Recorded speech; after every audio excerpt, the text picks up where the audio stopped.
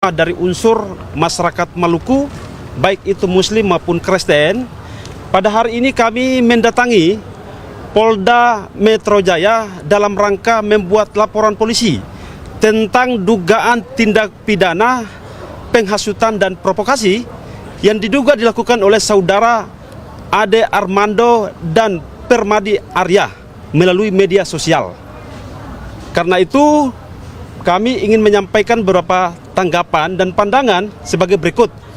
Yang pertama, kita ketahui bersama bahwa menurut ketentuan Pasal 1 ayat 3 Undang-Undang Dasar Negara Republik Indonesia tahun 1945 yang menyebutkan bahwa negara Indonesia adalah negara hukum, yang mengandung pengertian bahwa hendaknya segala permasalahan yang ada harus diproses melalui jalur-jalur hukum yang berlaku.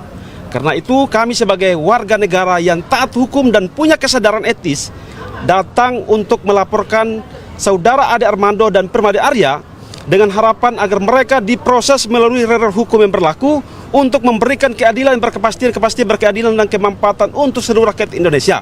Kami juga berharap agar badai kegaduhan ini bisa cepat berlalu.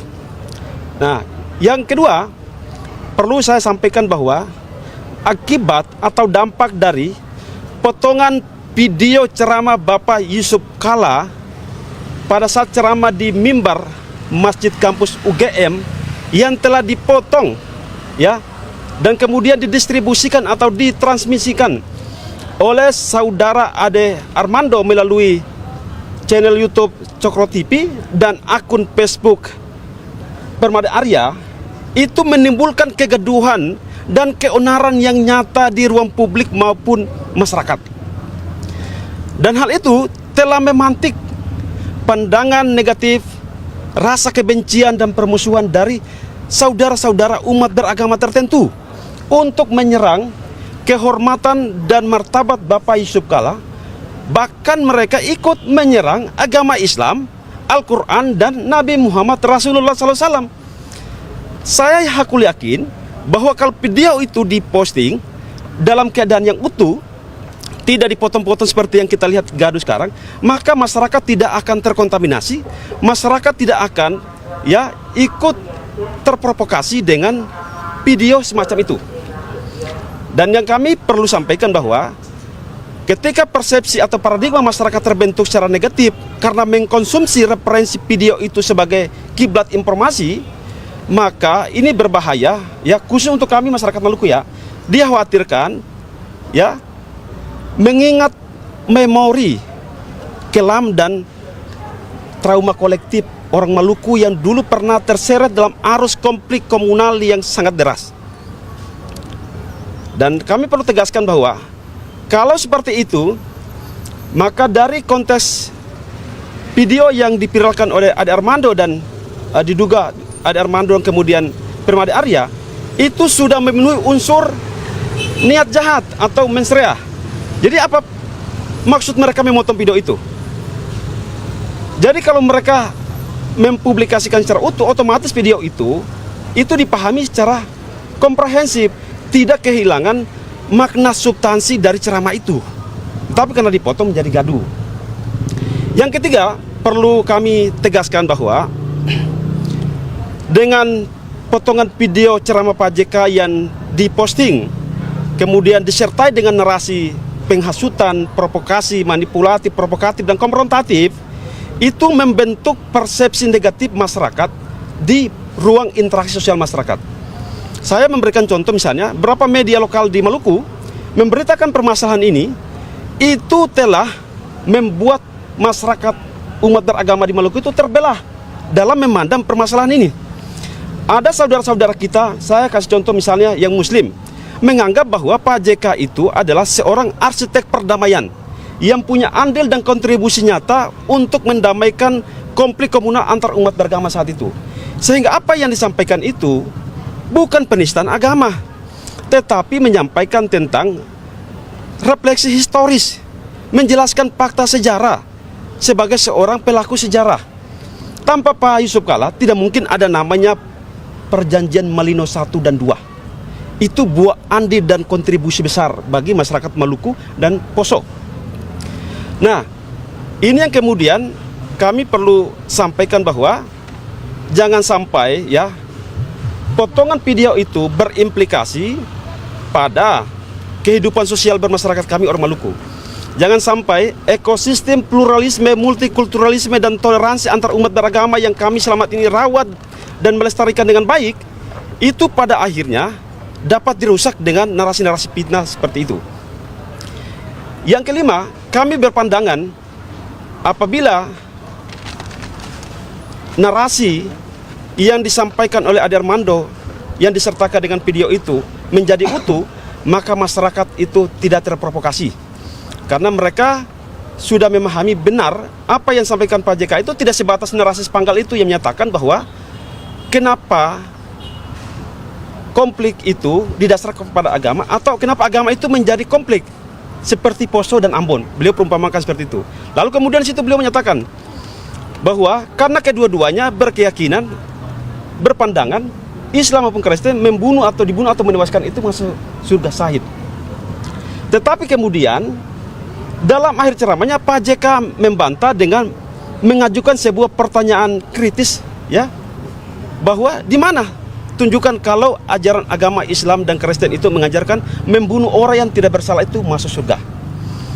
Artinya beliau menegaskan dengan membuat sebuah pernyataan untuk mengoreksi, mengkritik paradigma pemahaman fanatisme buta orang-orang yang dulu berkonflik, maksudnya bukan orang Islam Kristen saat ini, yang dulu berkonflik. Jadi kalau beliau bicaranya adalah dulu orang-orang berkonflik, pemahamannya begitu, maka untuk mengkomparasikan ya narasi itu tidak bisa kita menggunakan kitab suci Al-Quran dan Injil, kecuali Pak JK dalam posisi menginterpretasikan atau menafsirkan teks-teks dogmatik sebagai seorang teolog. Beliau tidak pada kapasitas itu. Beliau menjelaskan tentang fakta historis dan pengalaman empiriknya. Jadi kalau kita mau komparasikan, harusnya kita menyatakan, ayo kita tanya ke orang-orang Maluku atau Poso yang dulu berkonflik itu, benar nggak pernyataan Pak JK itu? Cara pandangnya harus begitu. Jadi bukan dengan kita menyatakan Alkitab atau Al-Quran tidak menjelaskan. Memang beliau tidak pada posisi menjelaskan apa yang disebut dalam Alkitab dan Al-Quran. Itu pemahaman yang keliru. Nah, yang berikut lagi, kami perlu sampaikan bahwa setiap orang dengan sengaja tanpa hak distribusikan atau mentransmisikan sebuah informasi elektronik atau dokumen elektronik yang sifatnya menghasut, mempengaruhi atau mengajak orang lain sehingga menimbulkan rasa kebencian dan permusuhan terhadap individu, kelompok masyarakat tertentu berdasarkan ras, etnis, warna kulit, dan agama serta disabilitas, itu bisa dipidana. Nah, dengan demikian itu penegasan singkat tujuan kami datang ke Polda. Mungkin ada pertanyaan dari teman-teman media. Berapa Bang tadi ketemu Ya. dalam laporan yang diterima Ya, sudah diterima. oleh SPKT? SPKT, ya, laporan kami sudah diterima. Pasal yang dilaporkan Pasal yang dilaporkan itu dugaan sementara itu menggunakan pasal 43 kalau tidak salah, ya, Undang-Undang nomor 1 tahun 2023 tentang KUHP pidana, dan kemudian pasal 243 dan pasal 30, ya. Ya, Undang-Undang Transaksi Elektronik. Lampirkan apa aja Bang? Ya, bukti-bukti yang kami lampirkan itu adalah pertama video utuh dari Pak JK yang versinya komprehensif, ya.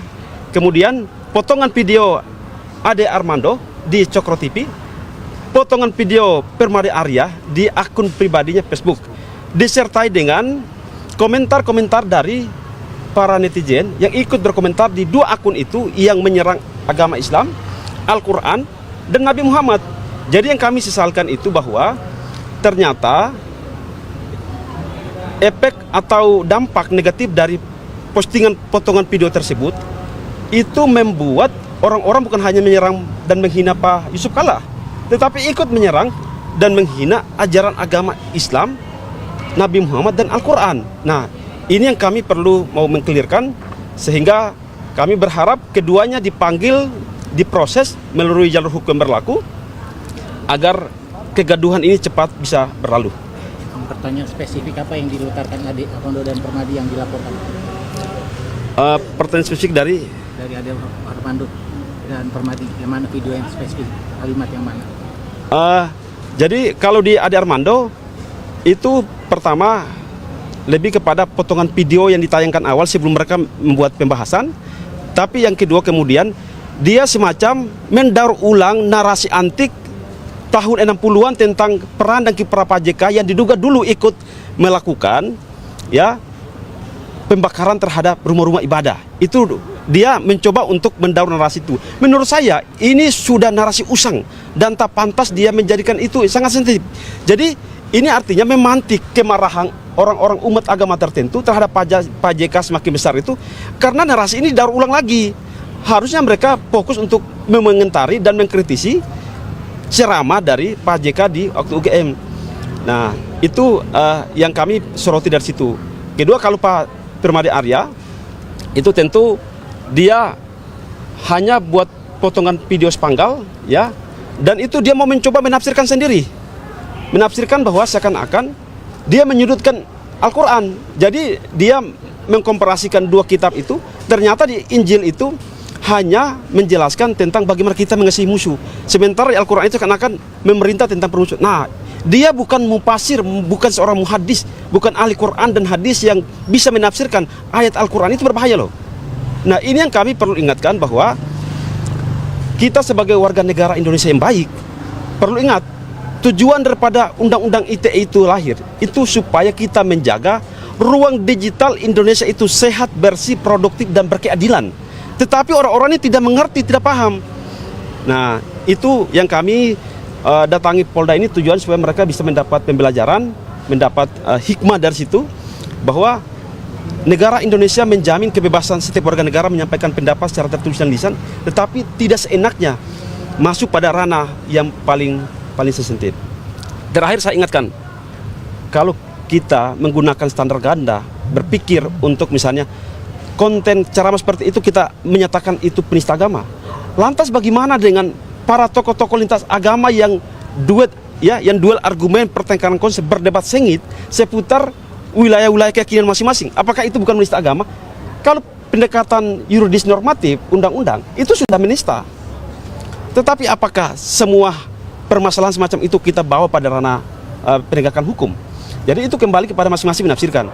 Yang ironisnya lagi, video ini kan sudah berlalu 1 bulan lalu, tapi kenapa baru diposting untuk saat ini? Berarti ada motif tertentu, ada tujuan tertentu.